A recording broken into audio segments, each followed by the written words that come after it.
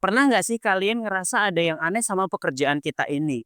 Ada orang yang kerjanya cuma bercanda di depan kamera, Ngapain? Kan bidadari. tapi penghasilannya serius banget. Di sisi lain, ada orang yang kerjanya sangat serius, mencetak masa depan bangsa, tapi gajinya malah bercanda. Ia juga tidak mempersoalkan besaran gaji sebesar Rp500.000 yang diterimanya setiap bulan. Untuk menopang hidup, sepulang mengajar, Silva mengurus ternak dan berjualan di rumah yang statusnya masih menumpang di permukiman transmigrasi. Iwan Fals puluhan tahun lalu udah nyanyiin lagu soal Umar Bakri. Tapi lucunya atau sedihnya, lirik itu masih relevan sampai sekarang.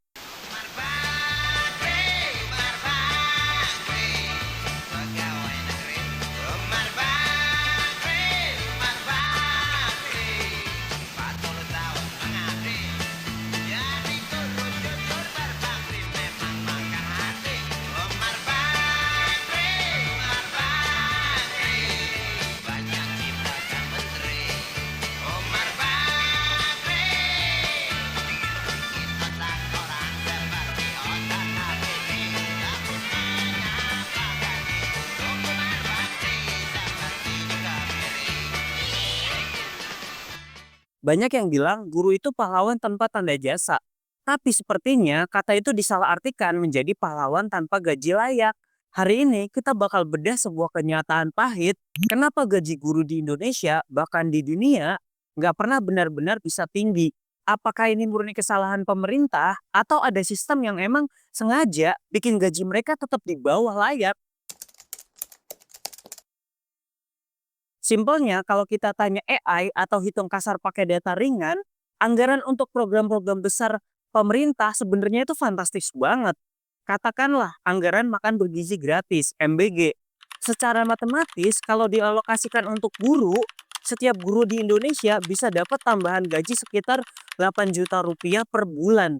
Angka yang cukup untuk bikin guru-guru kita hidup tenang tanpa harus nyambi jadi ojek online atau pedagang setelah pulang sekolah. Pemerintah bukan cuma diem doang sebenarnya. Ada pengangkatan besar-besaran P3K, ada program PPG atau pendidikan profesi guru yang menjanjikan tunjangan profesi sampai 1 kali gaji pokok. Tapi pertanyaannya, kenapa di lapangan kita masih sering dengar kabar guru honorer yang dibayar 300 sampai 500 ribu sebulan? Kenapa kebijakan di atas kertas selalu kelihatan manis, tapi realitanya di lapangan masih banyak guru yang digaji di bawah layak? Mari kita pakai logika ekonomi dasar, supply dan demand. Normalnya, kalau permintaan atau demand tinggi tapi stok atau supply-nya sedikit, harga barang itu bakal mahal kan? Nah, di dunia pendidikan sekarang lagi ngalamin krisis guru global.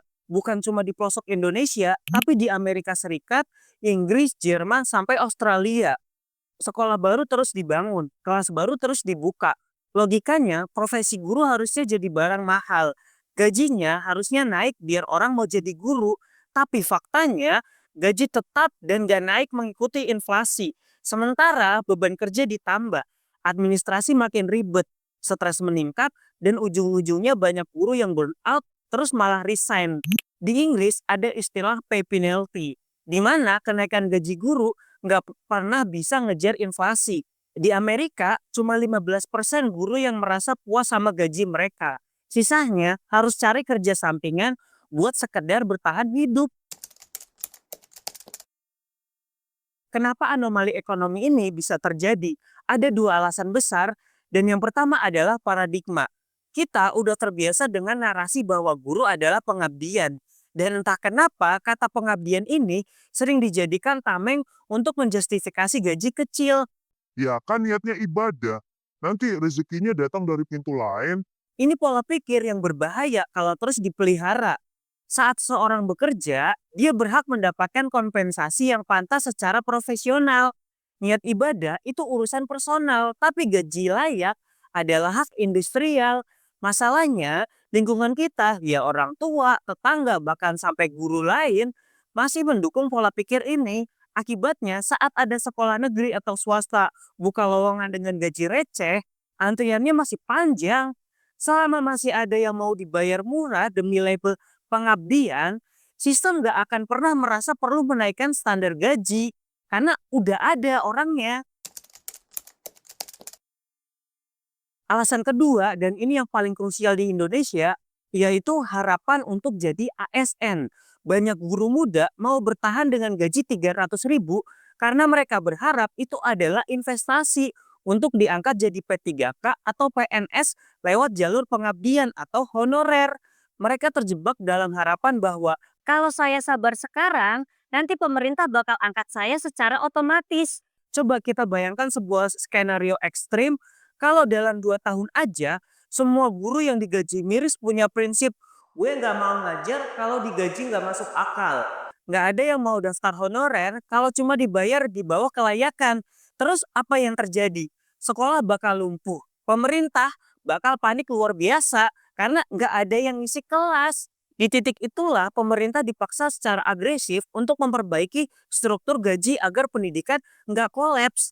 Tapi kenyataannya, karena masih banyak yang mau bertahan dalam harapan dan masih mau digaji murah, sistem ngerasa tetap aman aja bahwa guru-guru ini masih digaji di bawah layak. Sederhananya, selama paradigma pengabdian itu harus tanpa tanda jasa dan harapan diangkat jadi ASN secara otomatis masih jadi pegangan, gaji guru nggak akan pernah bisa tinggi. Ini adalah masalah supply dan demand yang dirusak oleh pola pikir kita sendiri.